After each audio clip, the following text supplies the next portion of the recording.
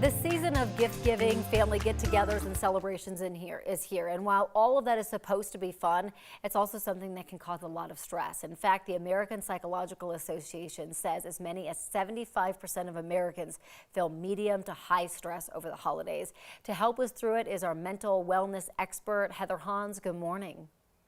Good morning, Corey. So nice to see you. Nice to see you. This is so important to talk about because I know that so many people get so stressed out this time of year. So what can be done to reduce some of that inevitable holiday stress? Yeah, the demands are very real. So one of the things that we can do is change the way we think about it.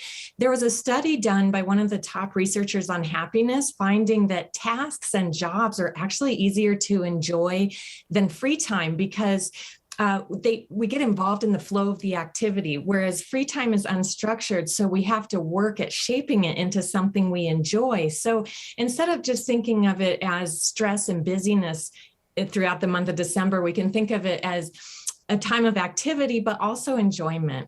I love that. Yeah, we like structure. So that's a good point. What kinds of self-care techniques are quick and easy to do? Yeah, quick and easy is the key. And there's something called micro restorative practices. These are short exercises that you do throughout the day where you pause and do a body scan, starting at the top of your head and going down your body and then making adjustments. So if you notice that your back is hurting, you would take 2 minutes to stretch your back muscles. Or if you find yourself worrying, you take a minute to reassure yourself, make yourself a cup of hot tea. You could also just make a regular habit out of doing stretches and taking a walk to clear your mind throughout the day.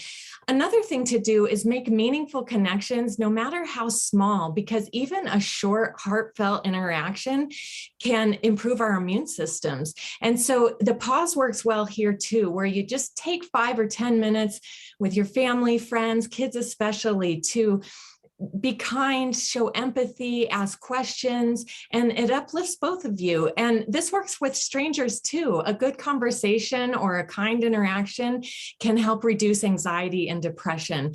One other fun tip that I like is that you visualize yourself being energetic and at ease, because when we visualize something in our mind, it activates the creative center in our brain that is shown to reduce burnout. So there was even a study done where college basketball players visualized their three-point shots and improving them over an 8-week period. And they found out that they did actually improve them. So the brain has a hard time distinguishing between an actual event and an imagined one. So the more we think about how we want to feel, feeling joyful, feeling energetic, feeling at ease, the more likely it is to come true.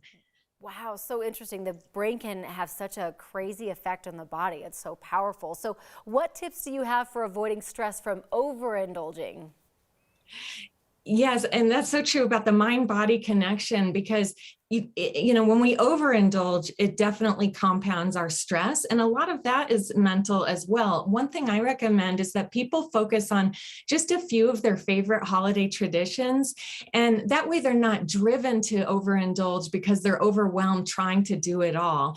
And here's a fun fact that dark chocolate actually reduces stress hormones, cortisol and adrenaline, as well as a bacteria associated with high anxiety. So some things are good to indulge in. We just have to not overdo it.